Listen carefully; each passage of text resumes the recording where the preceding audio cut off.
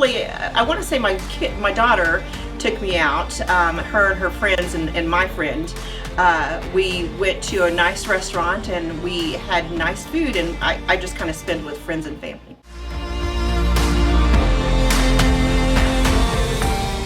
I feel like I didn't, like it was the same, you know, like I just kind of moved through, and it was like, wait, I'm 60, wait, I'm 61, wait, no, I'm 62. I feel like it wasn't any different from the 50s decade. I feel like I just kind of, you know, gained some more knowledge, but as in me as the person, I felt like I was still the same as when I was 50.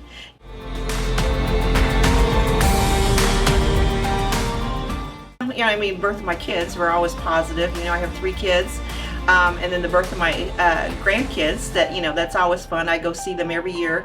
The big change, probably a more sadder change, was getting a divorce, and then propelling myself forward. Like I said in my, I think what I would tell my 20-year-old self, just to be strong and keep moving. You know, that would be the part where you just have to be strong, keep moving. It taught me that I had to, you know, fend for myself, or, you know, support my kids and myself. Not that I probably couldn't, you know, because I was going to school also.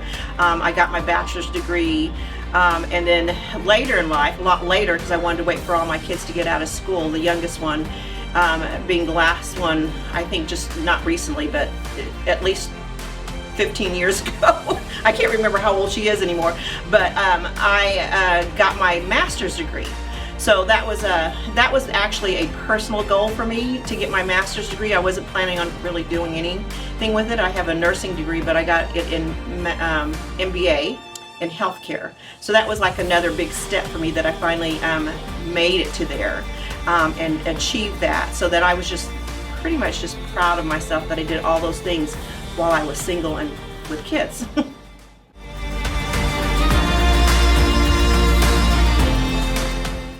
I went to Japan. So my mother is Japanese. So 2018, so is that 4 years? Yeah, 4 years. 4 years ago, that was my first bucket list, because I've never been to Japan. My mom, born, raised, and grew up in Japan until she married an American soldier. And she has been back quite a few times while she was alive. And so my daughter and I, her name is Keiko, which she has a Japanese name, and my younger daughter has a Japanese name too, but that was kind of the bucket list that I had to get done before anything else happened. And so in 2018 we went to Japan, and we also went to my mom's hometown to see if we could find some relatives. It was kind of hard. We came back home because we didn't find the relatives, but it was the most fascinating trip, you know. I'm gonna get kind of teary-eyed about it, because I felt like my mom was there.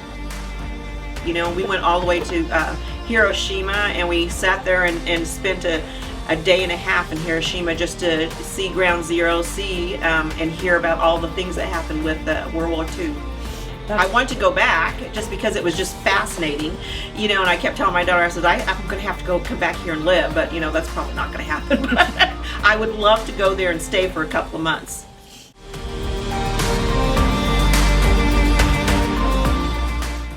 My job, actually, because I like my job.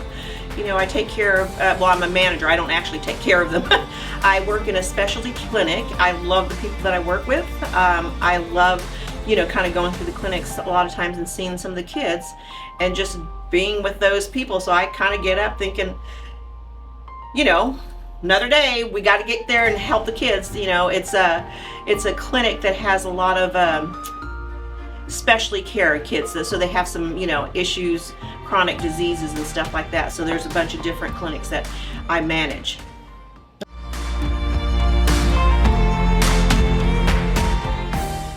I think when I got my master's degree in healthcare, business healthcare, that I felt I can do anything.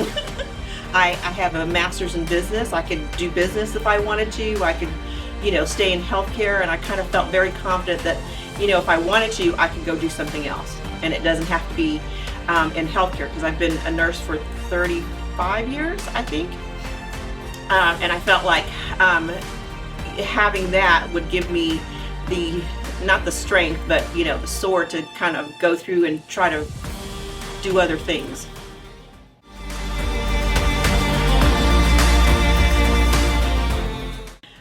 I think what you're doing is great, you know, just showing that, you know, social media, those kids, those Gen Zs and stuff, that we all don't look like a, you know, grandmother. We are all different sizes, shapes, you know. Most of us, I'm going to say most of us don't look like we're the age that we are. Even the 40-year-olds don't look like they're 40-year-olds, so, you know, they kind of all get mistaken. But I feel like social media, you know, is so focused on the younger kids and the Gen Zs that they kind of forget about those older people, and the older people actually know just as much, if not more, and can actually contribute to social media by giving their life experiences and stuff.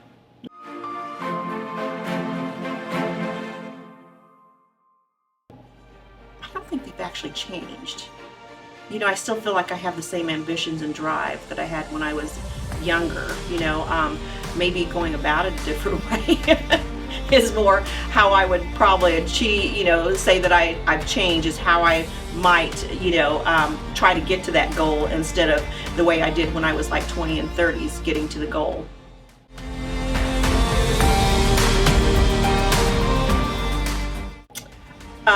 So I would say that they need to be strong, you know, and just keep moving on to the next years, because take all this of what you've learned and what's gonna come up for you will make you even stronger.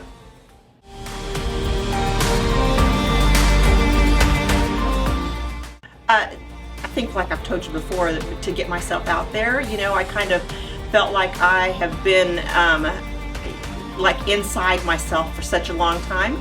And when I saw the advertisement about 40 over 40, and you know, you want 40, 50, and 60, I thought, well, I could do that. You know, maybe tell my story if I need to tell my story, or as in pictures, tell my story.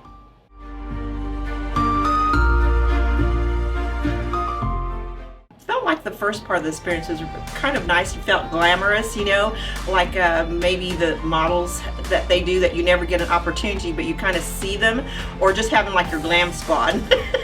And then being able to take pictures that you normally wouldn't be able to take pictures, you know, kind of some sexy pictures, some cute pictures. It makes you feel good. I will have to say that it makes you feel good, makes you kind of feel as a model, and then it also makes you go, ooh, I don't know that I would want to be a model. It's hard work, but you know, I guess everybody's job is a hard work.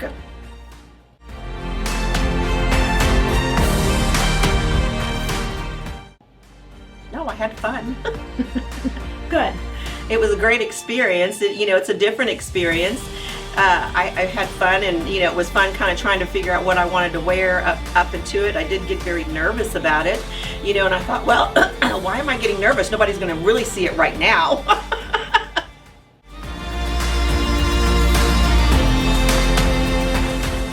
I hope that I'm going to take this and have more, you know, get myself more confident in taking a step out there, you know, and swiping right instead of swiping left.